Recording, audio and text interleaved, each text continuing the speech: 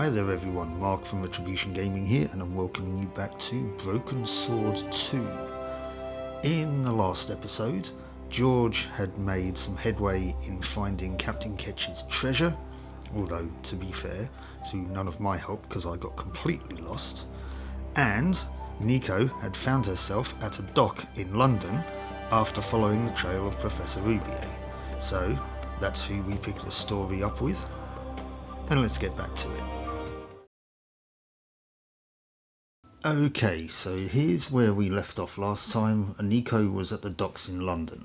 Now, this is a kind of a bit of a timing based stealth section, and it can be a bit hit and miss sometimes, because you can do this one time and then try and do it another time with exactly the same timing and it won't work. So we're going to try and be kind of on point as we can be here.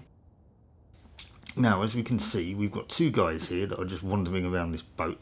This guy isn't so much of an issue. He's just kind of standing there, not doing an awful lot. This guy is our issue. So what we want to do, wait for him to go past. Run over here.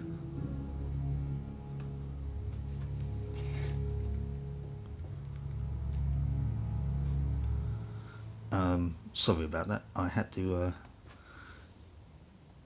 change a few settings, turn my volume down. I hadn't already. Anyway, we'll wait for him to come past again. Then we should be able to climb up this ladder. Come on, Nico. Pablo over there in the red top can't see us. I don't know what this goof in the green's called. He thankfully didn't see us. So when he walks past again, we can now just open this door. This is a very convoluted solution to this puzzle. We need to quickly get back up this ladder again. Our man here will investigate the cupboard so we can lock him in it.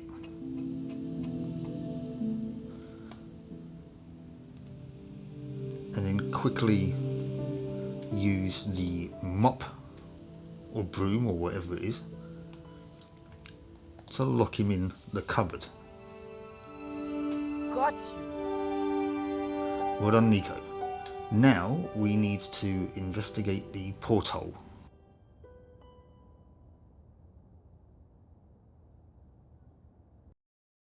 But the collar woman was there. They'll know it was me. But you have the stone. The right stone, you're sure? Yes, of course, it's the Jaguar stone. No possible mistake. Here it is. Karzak, please. The police will be looking for me soon. You're going to get me out of the country, aren't you? Stop your whining, Ubier. Do you have any idea what this stone symbolizes? I thought you just wanted it to frighten the natives. Fool. I intend to cast this stone into the sea. But why? It's unique. Exactly. With it gone, the Mayan priest's plan to destroy Tezcatlipoca cannot succeed. I can assure you that Tezcatlipoca is a mythical figure. Such a small mind you live in. Tezcatlipoca is real. I have seen him in my dreams. We have spoken of his plans for this world. We have spoken of your part in these plans. My part? He told me you would be useful. He told me how to crush your spirit by turning you to drugs. My wife died. You know that full well. She was my world, my everything. And now, you are no longer useful. She called out your name as she died, you know. What? What are you saying? And then they thought you'd done it. It all worked perfectly. You? It was you? You bastard! You monster! For the love of God, Karzak! Which one?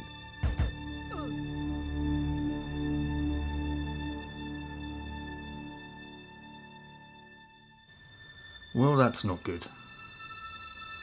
It's just as well Karzak didn't look over in our direction. Well, holy crap. Okay, Karzak has just killed Ubier. There were no signs of life, but I checked that Oublier really was beyond help. Well, okay, well, I guess you won't mind if we'll be taking this then. We were going to need the stone to thwart Karzak. I knew Oublier would have approved.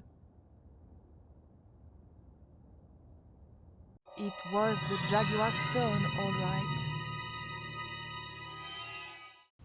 Oh, and this now isn't good, because Karzak's back and has attacked us. So we need to use this dagger on him for its intended use this time, not prying open little doors, so that we can escape.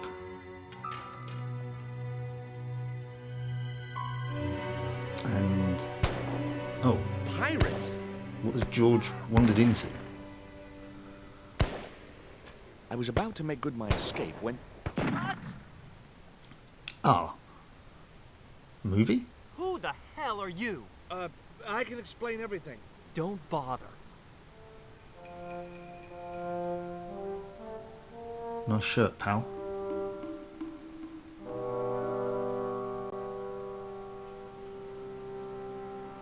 I'm sorry, I didn't realize you were making a movie. So who are you? Stobart, George Stobart.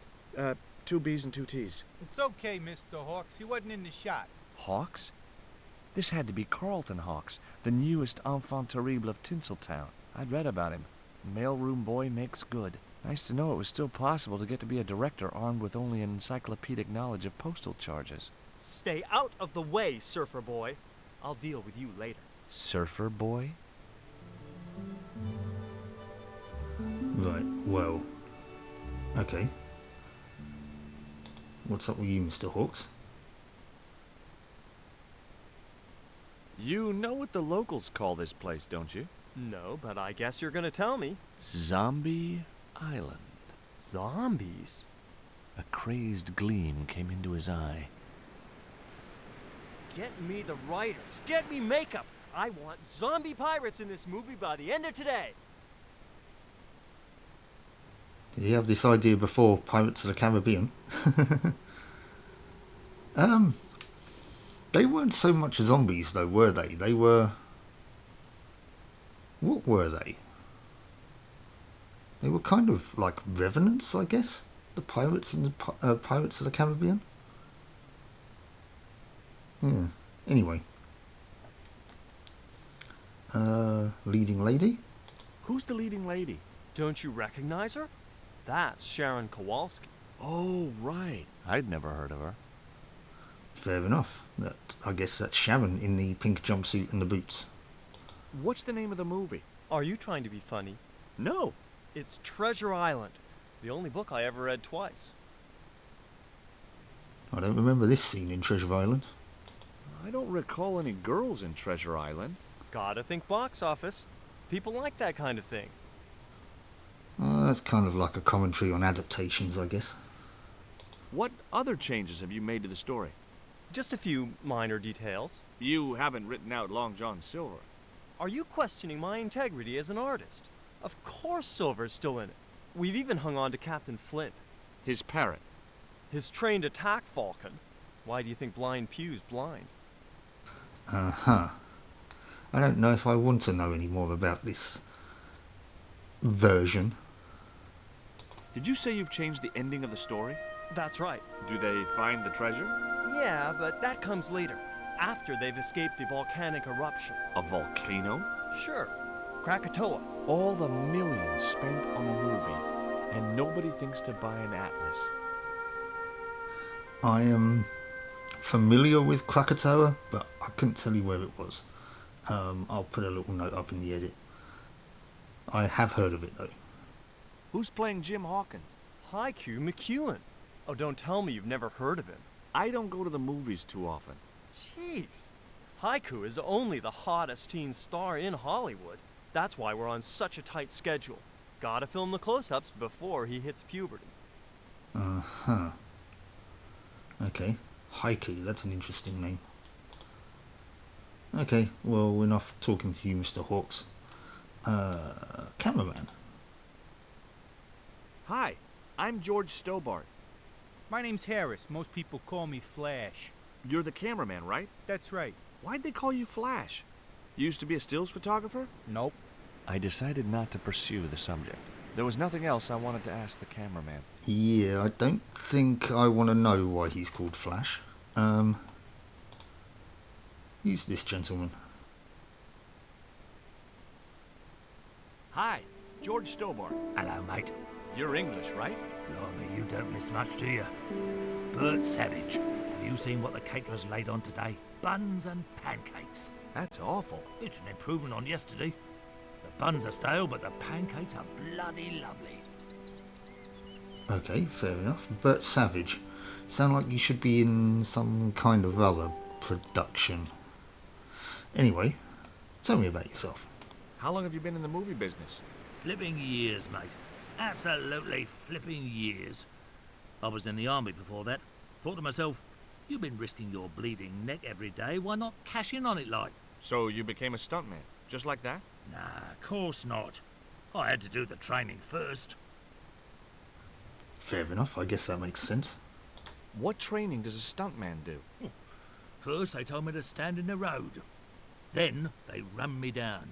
Straight up. Drove at me with a car. I couldn't believe it. I was up on the bonnet and over the other side before I realised he wasn't stopping.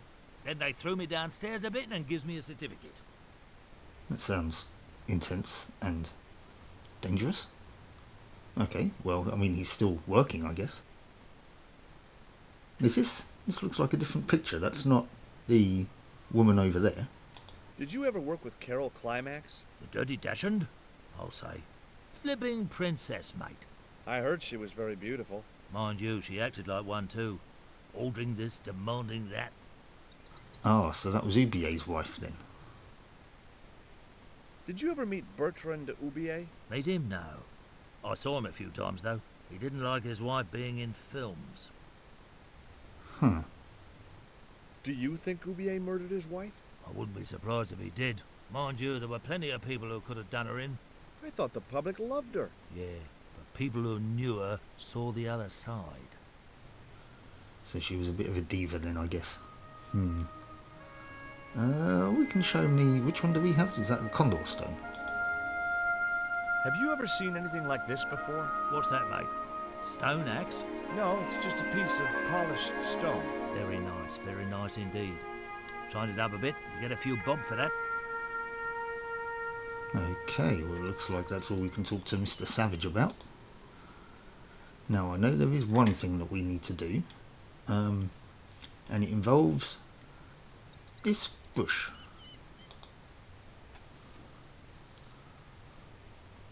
As I walked towards the bush, it started buzzing angrily. There was a hornet's nest somewhere in that bush. Hornets, eh? I think we can do something with them. We can't do anything with them right The now, bun was so stale it felt like a small rock. but if we throw the bun in the bush,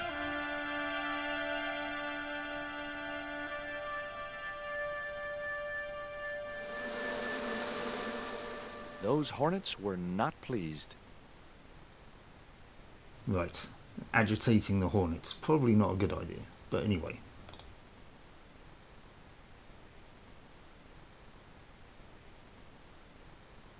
Hey there, I'm George Stobart.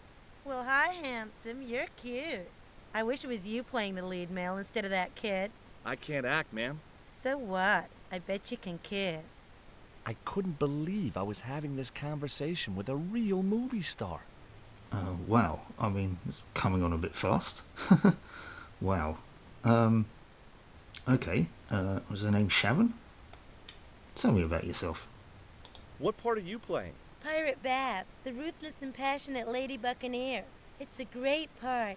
I get to kiss a lot, and I kick ass. Like the boots? I do indeed like the boots. Okay. Tell me about the co-star. What's it like sharing the spotlight with an actor who's young enough to be your son? What do you mean? Yeah, that was a bit of an odd question, George.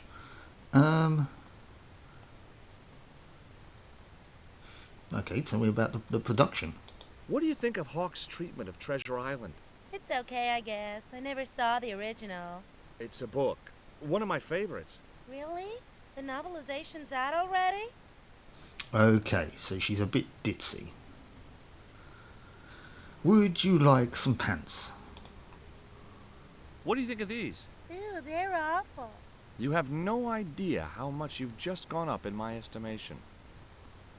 I guess not. Do you know anything about a condor stone? He said knowingly. Take a look at this ancient Mayan artifact. That's just a hunk of stone with a picture scratched on it. In a way, I guess. You don't happen to have seen anything similar, have you? No.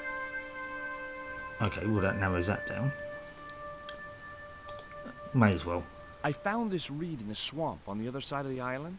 Oh, yeah? Yeah, and I used it to shoot a poisoned dart at a wild boar. It was a real-life drama, not just a scene from a movie. Right. She was having trouble with the whole real life is not a movie concept. Right. I guess we've got nothing else to talk to her about. She can go back to filing her nails. Okay, let's talk to this guy. Hi there, George Stobart. Uh-huh. Yeah. Haiku McEwen. You're playing Jim Hawkins, right? Jimbo. I had Mr. Hawks change his name. Jimbo Hawkins, right. Okay, Jimbo. What's going on with you? Is your name really Haiku? Yeah. It was my mom's idea, okay? When I was born, I was so small and perfectly formed I reminded her of a Japanese poem. Well, I guess it could have been worse. She could have called you Limerick. That's my middle name. That's unfortunate, is what that is. Did you always want to be an actor? I don't think of what I do as acting, man. You're not alone. It's more like I'm the voice of my generation. What I'm saying for the kids on the street. Which is what? I'm crap, I'm going nowhere? Huh? What are you saying, man? Stobart, get out of shot. Positions, everybody. I'll get a flip chart and explain it to you later, Haiku. Haiku, baby, are you ready? Okay, man. Which scene is this? You've been captured by Silver's accomplice, Pirate Babs, who's fallen in love with you. That whirring sound you can hear? It's Robert Louis Stevenson spinning in his grave. Okay, people, top of page 76, Sharon. What about my big speech? It's been cut. Everybody ready? Up to speed. Quiet on the set. Okay, let's make magic. Oh, please. And action! Why don't you forget that dumb old squire and his bunch of merry men? Can't you see we were made for each other? I know, but Squire Trelawney saved my life, Captain Babs. Why, if it hadn't have been for him, that giant octopus would have made mincemeat out of me. But right now he thinks you're a traitor. He's locked you out of the stockade, Jimbo. That 20-foot high wall with spikes might have kept out Silver's men, but it ain't gonna stop me. Oh, Jimbo. And cut! Good heavy breathing, Sharon. Natch, I'm a pro. Did you get the heavy breathing, Flash? Did I ever, boss? We should have made this movie in 3D. Haiku, you were great. We're setting up for the stunt now, so get a bite to eat.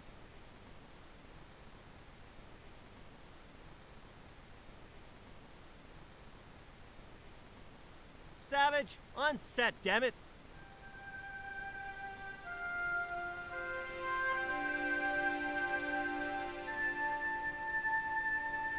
Okay, let's try this again. Pick up a bun.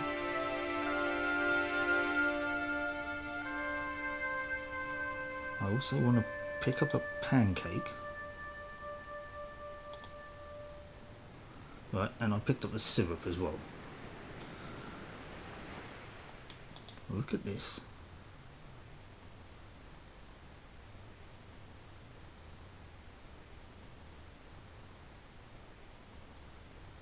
Now I knew why that bush was buzzing. Hornets. I thought we'd already established that. I wasn't going near that bush. There was a hornet's nest somewhere in that bush.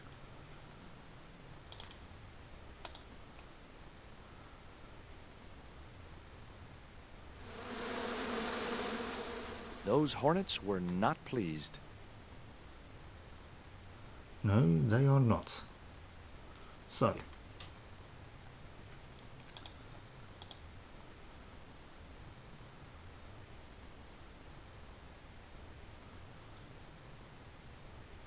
we've now covered this in maple syrup.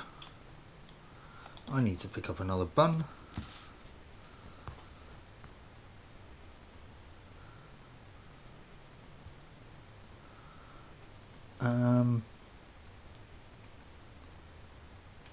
Can I use the syrup on the bun? I don't think so. I don't think so. Okay. Hang on a sec, guys. Bear with. Okay, guys. Sorry about that. I'm back.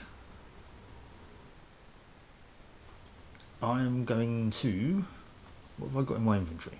Bun, pancake, syrup. Right. We need to give the pancake to the stuntman.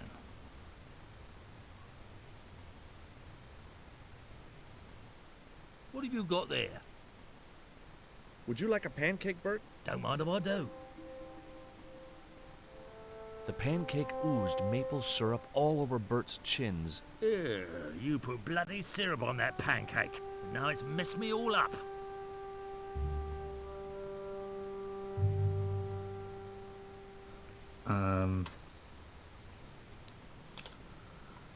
Now I think we need to talk to Hawks again.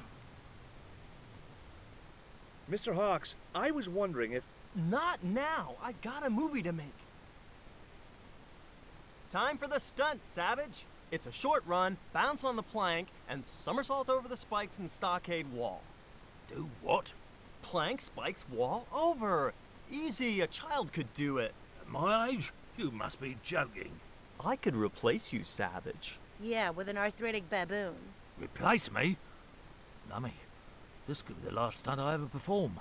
I need to think about this. Get myself in the right frame of mind. A suicidal one would fit the bill for that stunt. Fine, you do that. In the meantime, we'll break for lunch. Oh, great. I'm famished. Stay right there and meditate, Savage. Tight-ass little git. Right, now I think we need to throw a bun into the bush.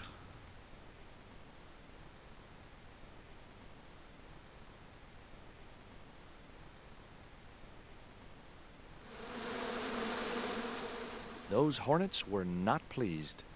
You grab another one and throw another one in quickly.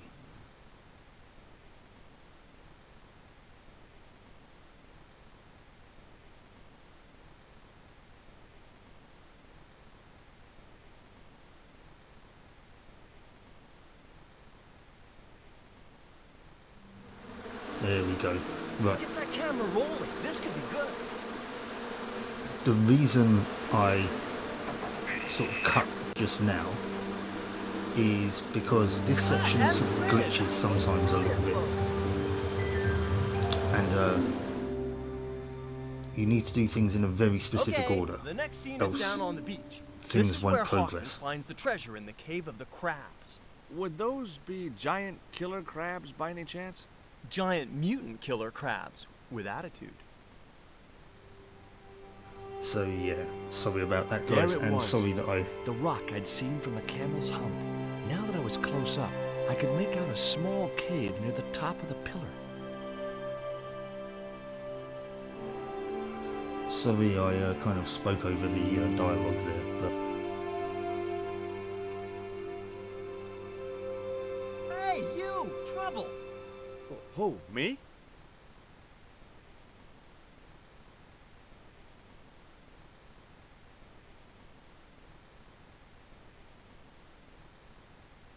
I want you to stay right where I can keep an eye on you. I'm not one of your lackeys, Hawks. I go where I like. Not here, you don't. The movie company has rented this island for the duration. You're trespassing. Do as you're told or you're gone. I mean, I can see where Hawks is coming from, but I need to get up there, where that hand is beckoning to.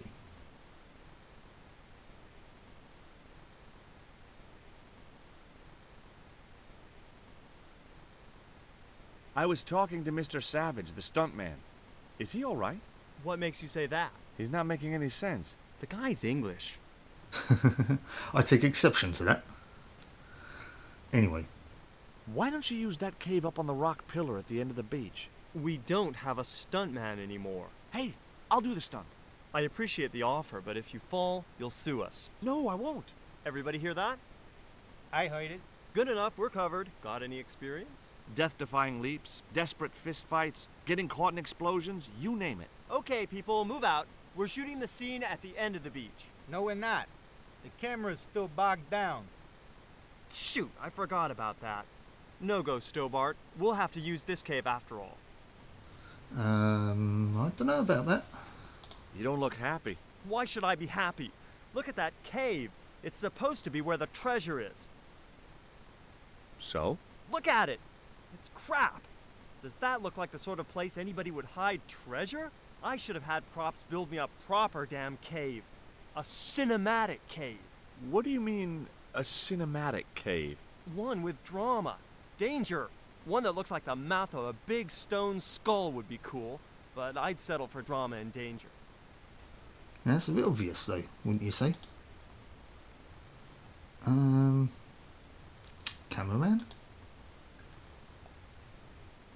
What do you think of Haiku McEwen? What's to think? The kid will have earned more by the time his balls drop than I'll earn in a lifetime. Good luck to him. That's an interesting way to put it. Mr. Hawks doesn't like that cave. He says it isn't cinematic enough. Well, that's just too tough. The camera's bogged down in the sand. If he wants the shot done today, it'll have to be that cave. I don't think so. There's a pretty good cave over on the other side of the bay. The one up in that finger of rock? We'd need a stuntman. You got a stuntman. We ain't got no stuntman. Bert injured his back doing that dumb wall jump. I'm not talking about Bert. Flash? Yep. We can't film at the Needle Rock because the camera's bogged down, right? You got it, champ. So why can't we use the portable camera instead? You know, that's a pretty smart idea. So, let's do it then. I didn't know the first thing about using the camera. There was nothing else I wanted to ask the cameraman.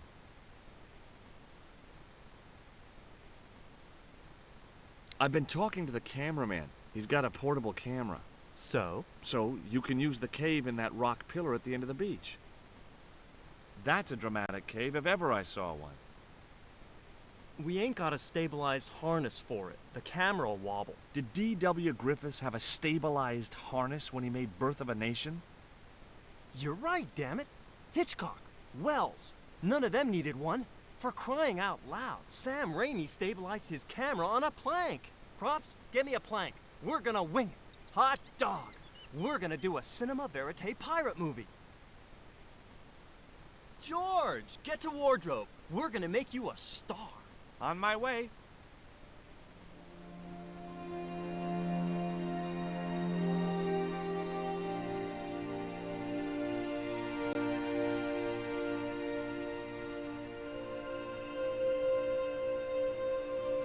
Hey, looking snazzy. Ready when you are, Mr. Hawks.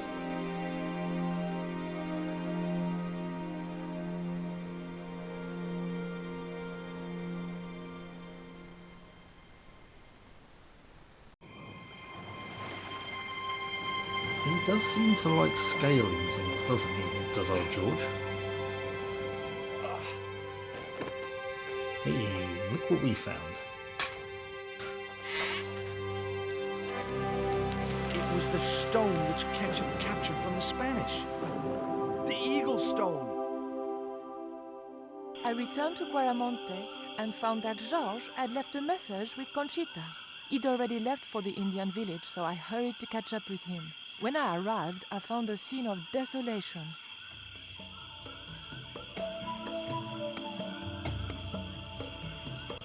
That can't be good.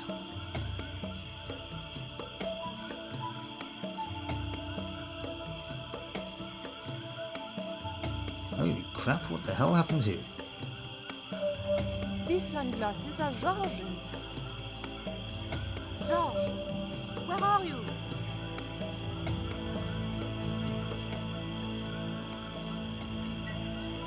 Titi Poco, I'm almost glad to see you.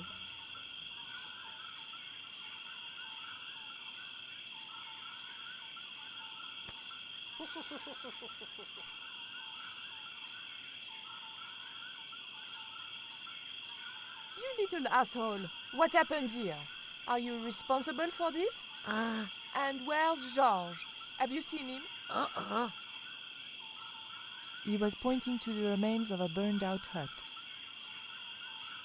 Well, I think we've had about enough action and adventure for one day, so we're going to leave it here, and we will investigate what's happened to this village in the next episode. So, thank you for watching, and I hope you join me for that one. So, until then, catch you later. Bye-bye.